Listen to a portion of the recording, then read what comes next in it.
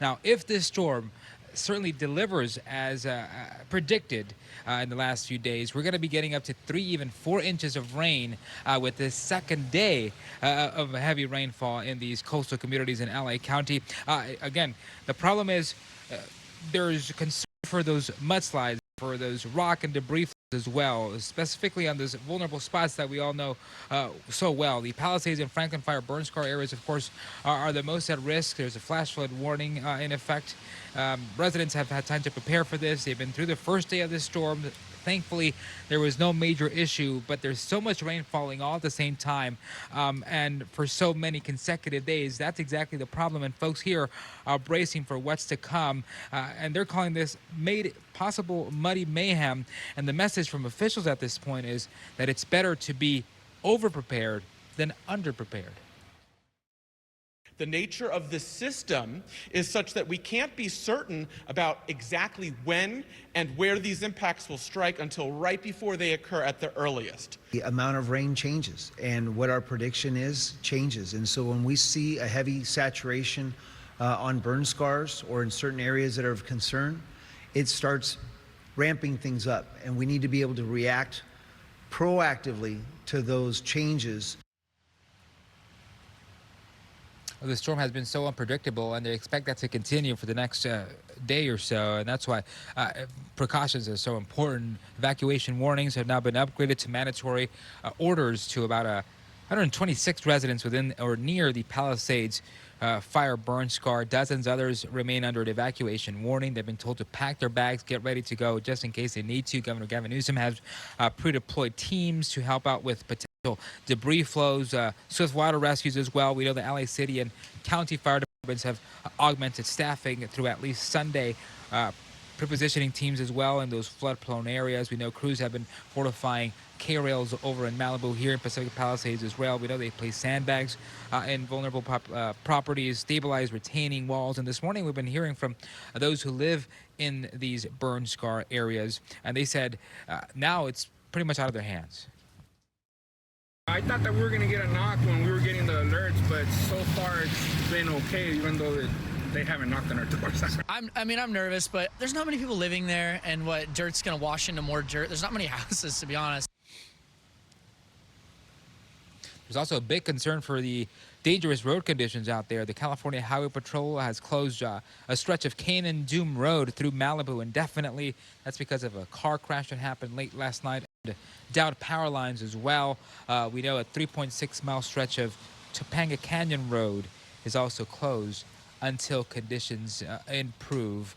And we know that stretch of road is known for the rock and mudslides. PCH also a concern at this point as we come back out here live. We haven't seen any significant problems with it yet, but we know CHP and Caltrans geologists will be watching it closely, and if conditions worsen, then it will be closed down. We know LADWP also augmenting staffing through at least tomorrow. They say there is a possibility of power outages in these areas. The message is clear, ladies. At this point, just stay home. Did not go outside if you don't need to. We'll send it back to you. Strong message this morning. Thank you, Carlos. And up in the foothill communities, we're talking Sierra Madre, Altadena. The storm also raising concerns for areas like those impacted by the Eaton fire. Mandatory evacuations are now in effect for homes most at risk from flooding and mudslides. KTLA's Jennifer McGraw is live in Sierra Madre, tracking the latest conditions there. Jennifer, good morning. Hi, ladies. Good morning. Yeah, consistently pouring out here, and it's been this way for the past, I would say, 2 hours or so. We do see crews driving around and checking in case there are situations out here, but we haven't seen any problems so far, just a whole lot of rain. Just as a precaution, if you look, you can see these K-rails installed by the county, but you also see tons of sandbags out here, and that's because people around here know the situation can turn dangerous. Here in Sierra Madre, people all know too well when the rain runs off the hill, it comes flooding down. Luckily, during the October rains, the damage was minimal, but this second wave pack a powerful punch. As of 8 o'clock last night, many homes in the burn and zones are under evacuation orders following earlier evacuation orders. Now, most are heeding the public safety warnings. Many say they've even packed to-go bags, moved cars to higher ground, and are staying close to their phones for emergency alerts. Now, public works crews have been clearing catch basins, and again, we have these concrete K-rails now lining the streets that could turn into rivers of mud and debris, especially if we get a heavy burst of rain in a short amount of time. The weather here can change in an instant, and so having that warning means that you're ready to go. Bag, have your medications, have your pet stuff all ready. It's mud, it's thick, it's viscous, it will knock you over and everything else in its way. So that's what can be so unpredictable. Sandbags from the city, and yeah, just a lot of hoping and praying and just monitoring what's happening. Yeah, and even after the rain passes, I spoke with county officials and they say they'll be monitoring the situation closely because, as we know, in these burn scar areas, there's not a lot of vegetation that's holding the ground together, and that's the concern as we head through the next couple of days, if that land will shift, if we will see mudslides across the area, especially in Altadena, where you have homes that are still in existence, and then you have the instability of the mountain that is raising concerns. And of course, it is out here, and we will continue to see this. That's the very latest. We're live in Sierra Madre. Back to you. Thank you for being out there for us, McGraw. You can track the latest weather conditions in your neighborhood anytime on KTLA.com. You can always download the KTLA Plus app as well as an option. Check the forecast hour by hour. Track the storm with our interactive radar. And Casey Montoya, we have a flash flood warning for parts of our region. For people who don't know, that is more serious than a watch. Oh, for sure. Definitely more serious. We definitely have potential to see that flash flooding over the next several hours for parts of LA and Ventura County. Again, we're expecting those rainfall rates to be 1 inch per hour, and that is a lot. So the max Doppler showing us shower activity moving through much of SoCal right now. Darker greens, yellows, oranges, that's heavier rainfall. So Pacific Palisades, Santa Monica, Malibu, you guys this morning really got drenched first. Then Santa Clarita, Simi Valley, heavy rain was next. Now we see some heavier showers moving through parts of the Los Angeles basin, those foothill communities, Orange County. Light to moderate rain with some heavy cells you can see moving through. And then Inland Empire, we've seen heavy stuff moving through, but just know really significant rainfall expected for you guys over the next coming hours. I'll show you that here in just a second. This is Lauren was talking about that flash flood warning. It is in effect. These are the areas where we've already seen significant rainfall, and when I show you what's to come, you'll understand why we have this advisory in place. Flood watch in effect for the rest of Southern California. Just know we could flooding anywhere in Southern California. We have the potential. Beach hazard statement in effect for those Santa Barbara County beaches, LA Ventura County high surf advisory. Right now we're seeing 6 to 9 foot waves, and then still elevated surf for Orange County as well. Marine statement in effect again.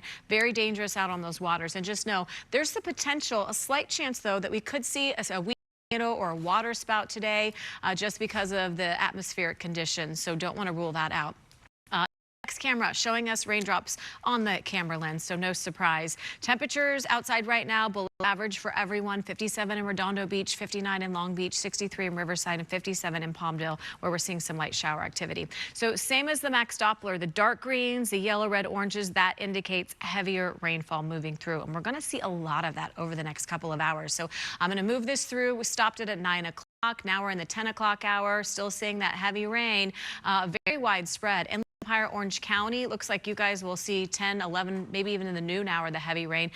And then we'll break. So parts of LA, Ventura County, even Orange County, Inland Empire, just know we'll get dry conditions, and then we have more rain moving through. Showers become scattered in nature as we head into later in the day, but look, there's still the potential for those heavy cells to move through, and we'll leave the chance of thunderstorms in the forecast for the rest of the day. So I started this morning, stopped it tomorrow evening. This is how much rain we're going to get in addition addition to what we all received, 1.5 to 2.5 inches for the coast and valleys. And again, this is not going to be exactly right. This is just one model's prediction, but just know 2 to 4 additional inches for some of those mountain and foothill communities. As far as snow, it's a warm system, so expecting 1 to 4 inches above 7,500 feet. Gusty winds right now for a lot of these coastal spots and some of these interior sections. With these gusty winds comes the potential for seeing down trees, possible down power lines. So just know, have your phone charged and be ready for that, because you can see for especially these interior spots, it is very windy for us as we head into the